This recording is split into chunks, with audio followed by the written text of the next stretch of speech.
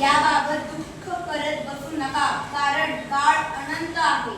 वारंवार प्रयत्न करा व सतत प्रगतीच्या दिशेने पाऊल टाका. सतत कर्तव्य करीत राहा.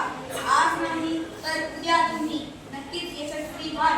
उठा, जागे व्हा, थांबू नका जोपर्यंत ध्येय प्राप्त होत नाही.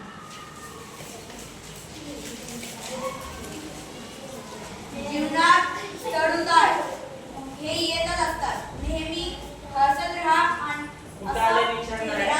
काय कामाचा जो हुसत नाही.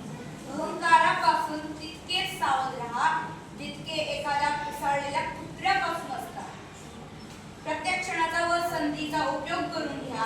प्रगतीचा मार्ग फार मोठा आहे आणि काळ वेगाने पुढे जात आहे. म्हणून आपल्या संपूर्ण आत्मबळाने कामाला लागा. तेव्हाच तुम्ही ध्येय गाठू शकाल. कोणत्याही गोष्टीसाठी स्वतःला दुःखी कष्टी करून घेऊ नका. मनुष्यावर नव्हे तर देवावर विश्वास ठेवा. तोच तुम्हाला योग्य मार्ग दाखवेल आणि सन्मार्ग सुचवेल.